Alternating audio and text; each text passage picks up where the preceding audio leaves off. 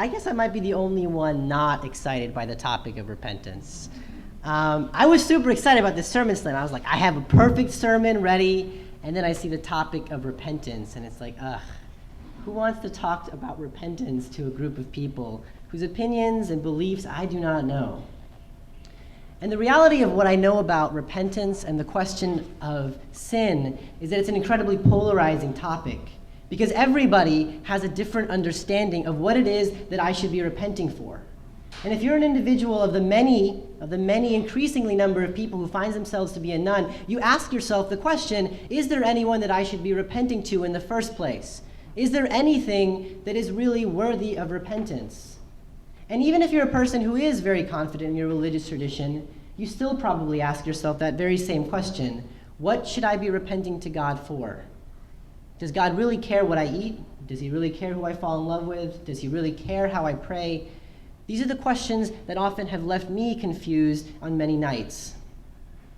And it's hard to come to answers with this, because when you look to religious traditions or you look towards what people have written in medieval texts, you see dramatic lines. And I'm going to read something that Rumi wrote. When his ship was wrecked and every hope had failed, he was cast on the seashore of divine mercy. What am I supposed to do with that? And so for me, I've had to struggle with that question. And there was one story in the religious tradition, Islamic tradition, that I found to be valuable in answering the question. And the story is one in which the Prophet Muhammad talks to his companions. He says, once upon a time, there lived a man who had killed 99 people. And upon killing the 99th person, the man suddenly says to himself, oh, I have killed 99. What should I do to be forgiven?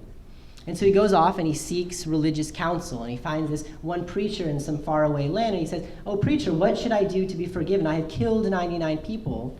And the preacher says, there's nothing you can do, man. You've killed 99 people. And you don't want to say that to somebody who's killed 99 people. So the guy kills the preacher, and he goes and finds another person. And he goes off and searches for another holy man. He finds him in another village. And the holy man says the same thing, man, you're screwed. 100 killed, that's it. And same thing happens. So this murderer kills the 101st person. And this happens a couple of times, and eventually he finds a different preacher who says to him something along the lines of no, God's forgiveness is infinite. You will always find forgiveness. Just go to this village in some faraway land, and you will be forgiven. And so the man sets off on a journey, and he starts to run, and he goes along. And midway there, he dies. So he doesn't make it to the village. And the prophet, as he's telling his companions the story, he says, so the angels of death, basically wondered, what should we do with this man's soul? He has not committed any good deeds, and he didn't even make it to the village.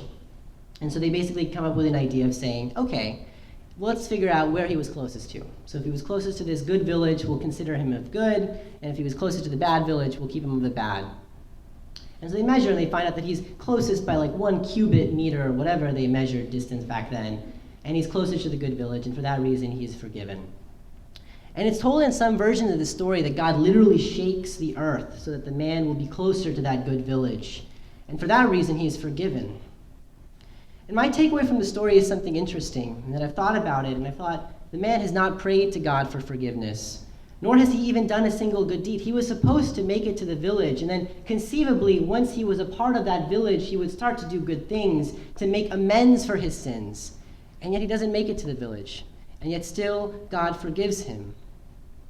And as I rethink about the story, there is a single good deed that the man does commit, and that is that he makes it to a point of acknowledging that there is more that he can be doing with his life.